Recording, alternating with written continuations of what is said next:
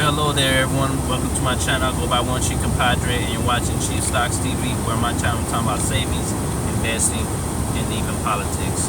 So it looks like people are starting to pay attention, and it's starting to get serious because here's an article by Duke, and basically talks about building an emergency fund. And in order to build one, you have to save. Save for a rainy day. And when you do, you help yourself to get through those rough times. Now, will you be able to save millions of dollars? It all depends. But would it also be able to help you get through all the rough times that you're dealing with?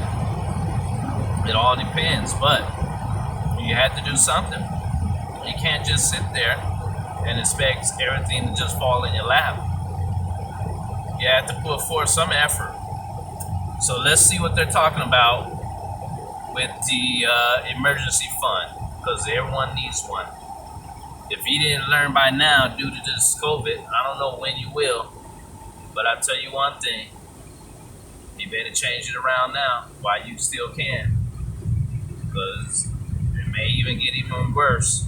Because now, since that moratorium has been struck down, and unemployment payments have been stopped, it may be a different story in the next few months. So, got a plan to build an emergency fund? It might be a good thing to start. You don't say. Years ago, while still trying to establish myself as a freelancer, okay, I heard a blood curdling sound emitting from my car. What is that, like the emergency sound from your car that is saying it needs repairs? Is that sound? I most definitely know about those type of sounds. I heard the curling sound of emitting from my car. It appeared to be the squealing of brakes, and since brakes are kind of important, yes they are. Yes they are. I'm having a little issue with mine. I have to get mine done pretty soon. I made an appointment with my mechanic ASAP. The next day they called me with some unpleasant news. My brake pads weren't the issue. The brake calipers had seized and had to be replaced. Here's where things went from bad to worse. It was going to cost more than $400 to repair. Now, you know that I think it's like a large portion of the population, in case of emergency, cannot even come up with $1,000. They would have to go into debt in order to pay that emergency off. And I didn't have that kind of cash just lying around. This meant I had to begrudgingly put in on my credit card. Yeah, you're not the only one. It happens to a lot of people. I wasn't happy about this series of unfortunate events, but that's life. After all, things break down. They sure do. In a tumultuous economy could mean layoffs or the loss of clients. Yeah, with this pandemic, a lot of people are losing their jobs. A lot of people are forfeiting on certain projects. So a lot of things are happening that could lead to a person maybe filing for bankruptcy, maybe applying for unemployment, many things. That was before the pandemic. However, a marketplace poll shows that 60% of respondents would have the large portion, 60%, paying for an unexpected expense of $1,000. More strikingly, through 40% stated that would struggle to handle a $250 emergency.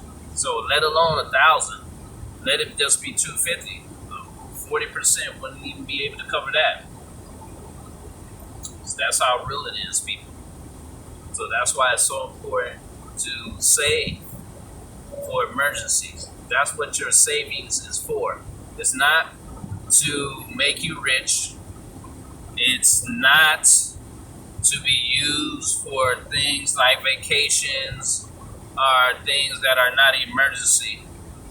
It's just for that. It's for emergency. Something happened, like a car breakdown, something happened at your house, someone gets sick, a family member where you have to visit them, anything like that. That's when you use that money. That's the real Geico. Because you can use that besides just hospital bills, right? All right, let's continue. So, what's an emergency fund and why do you need it? I mean, if you don't know what it is by now, I don't know what to tell you. I mean, many financial gurus have been saying this for a long time. So, let's go over it. As I'm sure you've already surmised, an emergency fund is a cash reserve to deal with unexpected expenses. Some common examples include job or client loss. That's one of the emergencies. Unexpected home repairs. Two. That's another emergency. Replacement. I guess replacement of something that needs to be replaced on. Major car fix. 4. Medical or dental emergency. 5. And then last minute travel. That's when something happens when somebody gets sick or hurt.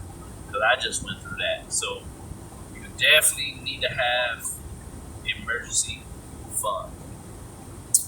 So what do you guys think? Do you think you need to have one? Or should you just wait it out and use credit cards to get you through those rough times? Now, I'm not saying don't use credit cards. What I'm saying is that should be your first resort. That's what I'm trying to tell you. Okay? Having cash on hand should be your first resort. So you can avoid getting in debt so you won't have to pay somebody else their money back along with interest. So put your comments down below. Tell me what you think. Comment, subscribe, share this with family and friends. Smash the like button. Make sure you hit that notification bell on your way out. And remember, there's two types of people. There's smart people and then there's wise people. Remember, smart people don't live that long. Wise people do. Have a great day.